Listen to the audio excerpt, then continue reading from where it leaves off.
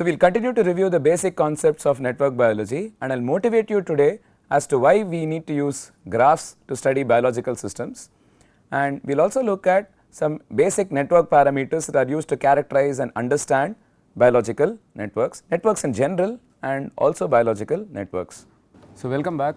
Let us look further at graph theory. We will look at particularly we will start moving to network biology today, right. How are graphs and networks applied in biology. Right. The first thing is why graphs. In a social science social network scenario, one asks a lot of questions in general. Do I know someone who knows X? Now, how often, how easily do people know other people and so on.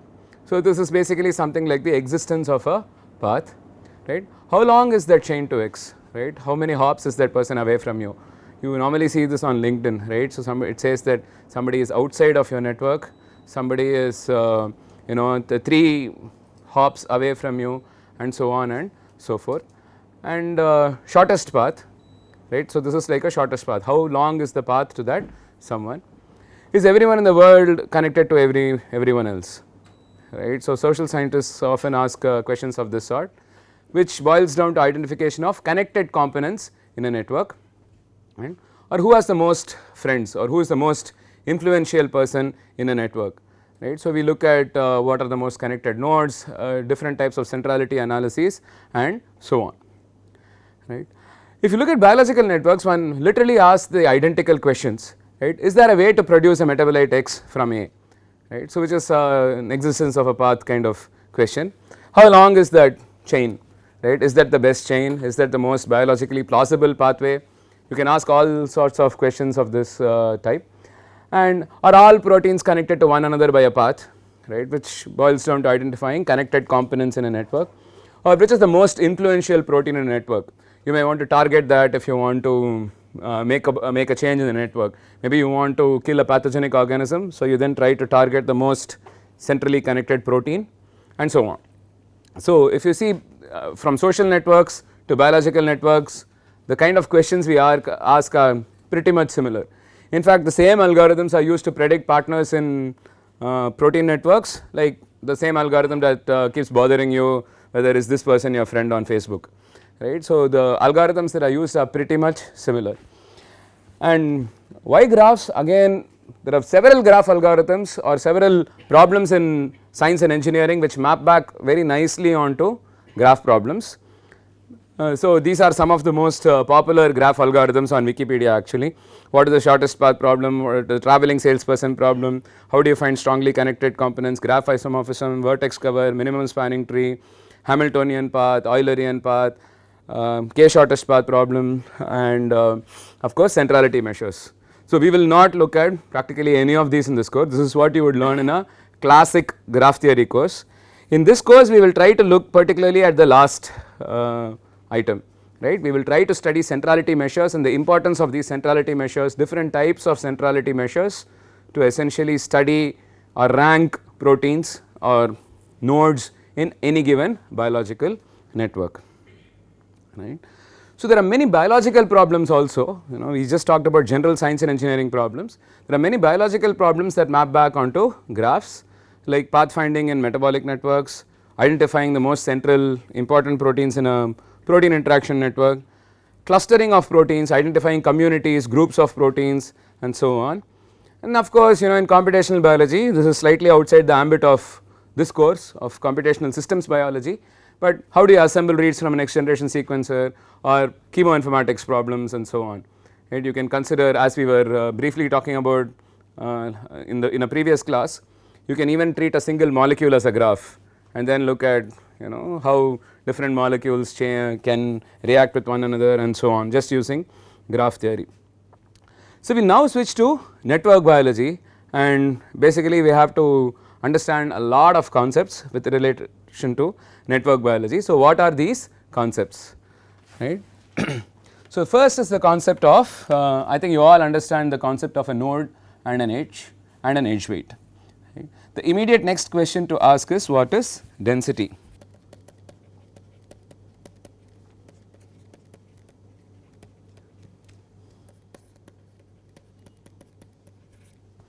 So, what is density? It is essentially the fraction of nodes, fraction of edges that exist in a network.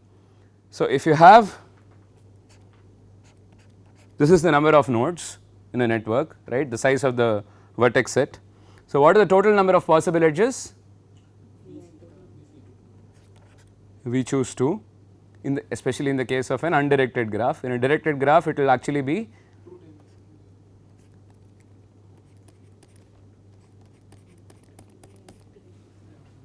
right, and the numerator is,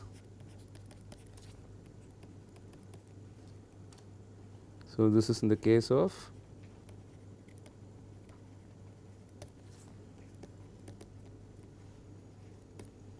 directed, right. The next concept is that of degree. What is degree? It is the number of neighbors of any particular node, right. So, here you would just say it is some value k, and here you will say it is k equals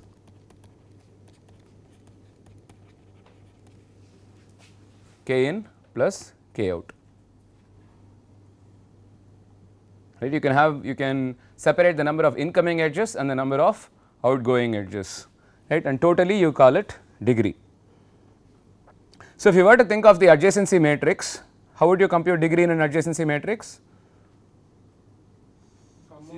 Just row sums, just do row sums or column sums. They would be the same in case of an undirected graph, right, assuming you have a full representation and not just the upper triangular representation. And in a directed graph, you can get k in and k out by summing the rows or columns appropriately.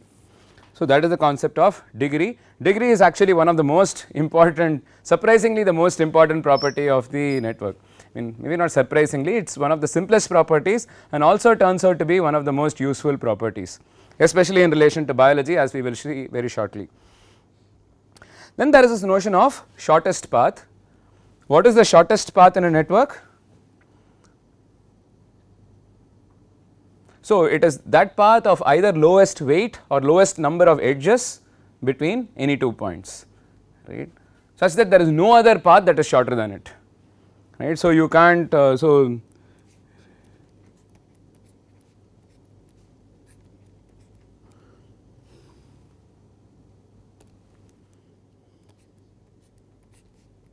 this is not a short path, this is not a shortest path, right. I hope you can see that yellow, but that is not a short path, whereas the shortest path will basically be this between A and B.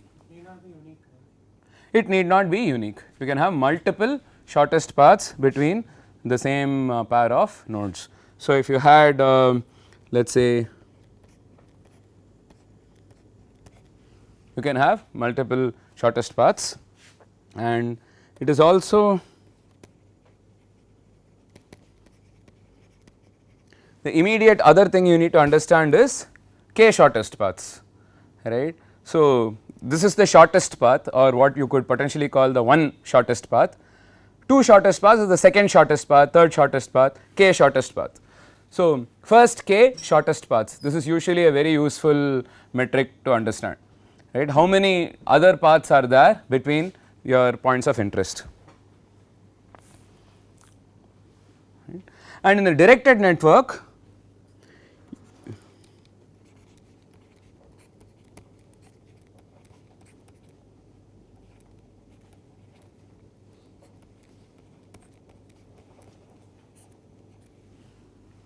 you have a path from A to B, but there is no path from B to A in this network, because there is no path from this intermediate node to A, right. So, in a directed network you need to worry about existence of paths in either direction, right. Just because there is a path from A to B does not mean that there is a path from B to A, whereas in an undirected network you never worry about something of that sort. The next is the notion of what is known as diameter. What is the diameter of a graph? The longest shortest path, right. So, it is just like what is the diameter of a circle? It is the maximum separation between 2 points that lie on the circle, right, the farthest, right, and you will not go across the circumference, right, you will only take the shortest distance. Same logic here, you will take the shortest distance between any 2 points on the graph, right. So, it is the shortest of it is the longest of all the shortest distances in the graph, right. So, if you actually made a matrix, this in fact you will end up computing it in MATLAB. This is the all shortest path matrix, right. In fact, we will look at it during the lab session of how do you compute this. So, in the all shortest path matrix, you will have obviously zeros in the diagonal, no distance between a node and itself. What do the infinities represent? Unconnected, disconnected nodes that do not are not reachable from any given node, right. Other than this, what is the max? That is your diameter,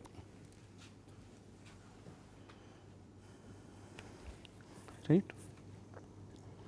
So, then there is this notion of characteristic path length.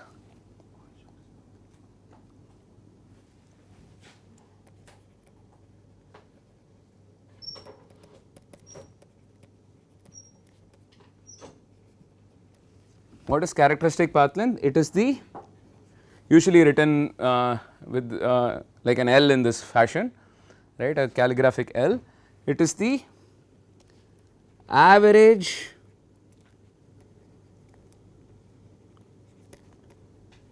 separation between 2 nodes in a graph. So, what is it in terms of the shortest path matrix that we saw on the previous page?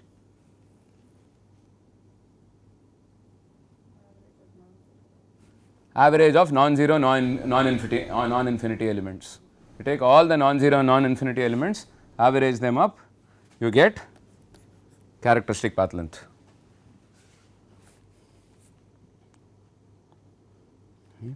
Then comes the second most important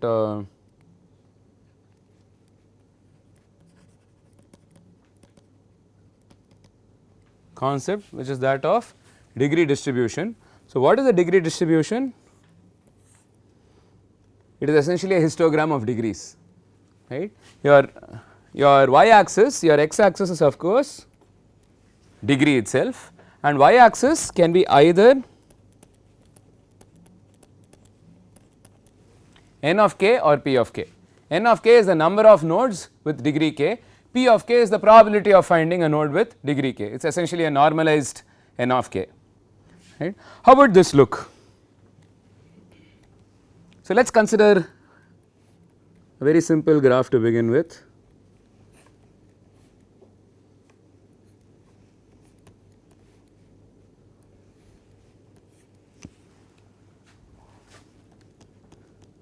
What are the number of vertices?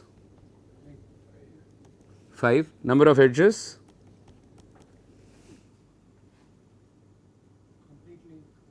Completely connected. So, 10, 5 into 4 by 2, 10, right. What is the degree of each of these nodes? 4. So, what does the degree distribution look like?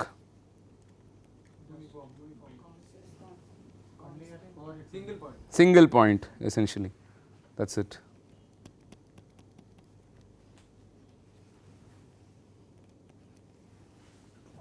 This is the degree distribution, right, but you can have different types of degree distributions for different networks. So, it is not uncommon to find degree distributions like this or like this or any other kind of degree distribution. So, you can find different kinds of degree distributions in different networks. So, this becomes an important quantity or an important way to classify different networks. Right? How does the degree distribution look like? So, I can group networks based on their degree distribution. Does it have this kind of a degree distribution? Then I will call it some kind of a network. Does it have this kind of a degree distribution? I will call it another kind of network. So, what would you call a network that has a degree distribution that looks like this? this this one. So, just it is essentially empty with one point where with all the another synonym for uniform, regular, right. A regular graph is a graph where your all nodes are somewhat identical. Strongly connected need not be. So, well, yeah. So, first of all, this is not a directed graph. So, you need not bring in the concept of strongly connected. So, is this a regular graph? Yes, yes, right. So, a regular graph is a graph in which you can basically all nodes have the same degree and so on. Okay. So, that is another useful concept to have. So, degree distribution is really an important concept. We will discuss it in much greater depth when we look at different types of topologies. The other very useful measure is something known as clustering coefficient.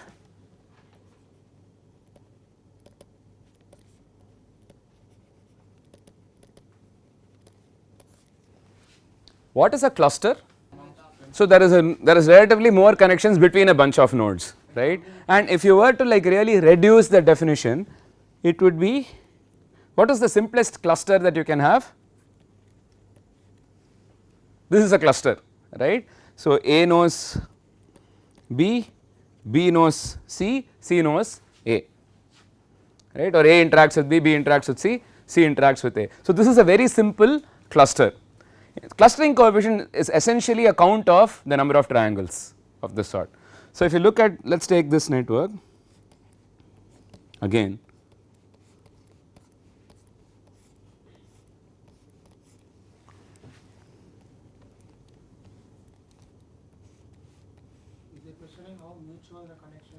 So, clustering coefficient is also described as,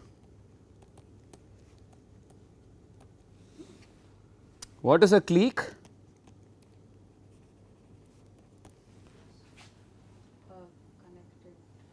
Yeah, it is the same as a complete graph, or rather a complete subgraph, right. For example,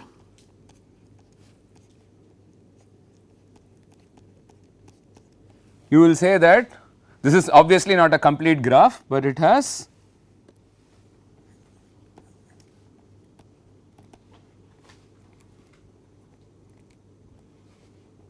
two cliques, right. So, what is cliquishness? Is how clique a particular neighborhood is, right. So, let us take this node, its clustering coefficient basically will tell you how much of a clique do you find in its neighborhood, or in other words, why clustering coefficient actually came about is social scientists started asking this question, if I know two people, how often do they know each other, right. I know A, I know B, how often are A and B friends, right, that is essentially this triangle we are talking about, right. So, now if you look at this network, this node A has how many neighbors? 4 neighbors, it is all fully connected, right. So, B, C, D, E. So, you have 4 neighbors. So, what is the total number of connections possible between the neighbors? 4 C2. And how many connections actually exist? 4. Not 4, you will find many more, right. So, 1, 2, 3, yeah, you will essentially find 4C2 1.0. So, it is heavily clustered, right, but for any, so for this network you can now see what is the clustering coefficient of this node.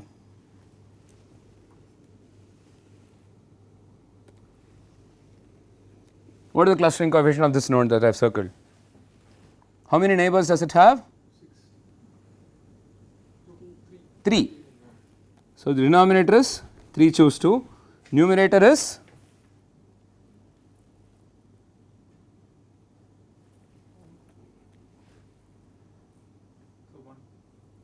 nope. Oh, yeah, it's 1, right, because there is these two nodes are actually connected to each other. So, the other way of looking at it is how many triangles intersect at this point, right. So, if you have a network like this, you will find that there are 3 triangles, right, and this is actually a complete node. So, you will say 3 by 3 choose 2 equals 1.0 again.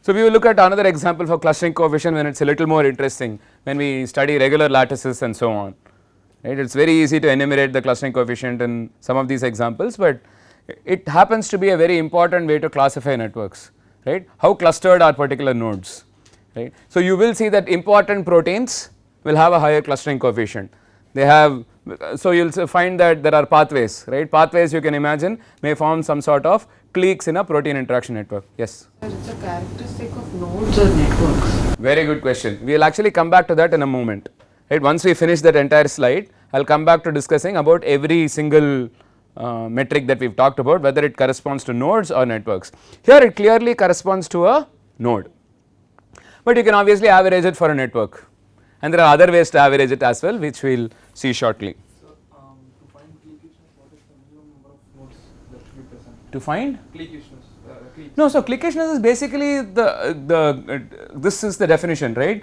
So, this denominator is tells you what is going to be the ideal, if there is a clique, what is going to be its size, and if the numerator is the same as the denominator, you will find that it is a clique. So, No, in that case there were 2 cliques. So how will we get that by formula? so you can actually say there are more cliques also, right. Potentially you can say this is another clique, this is another clique, this is another clique as well. Sir, in that everything is connected together. Yeah, but essentially these 3 form a clique, these 3 form a clique, any triangle can be considered a clique, no. So, it's basically what you would call a complete graph of size 3. You can also look for complete graphs of size 4, size 5 and so on, right. You will probably get a little more understanding of this when we look at motifs in networks, which is a couple of lectures down the line. Weighted graphs, how will you understand these concepts? Of clustering, see it is still basically the same concept, no. In a weighted graph the notion of clustering does not really change, right, because you only look at how many nodes are connected to each other, you essentially ignore the weights. I am not sure if there is a weighted version of clustering coefficient, but there are weighted versions of some other centrality measures, but for clustering coefficient I am not really sure, I will have to check. In directed graphs you can extend the same logic essentially, right. So, how many connections, you can look at connections in one direction, but usually clustering coefficients make a lot of sense for undirected graphs, but I am sure there is you can extend it to directed graphs as well.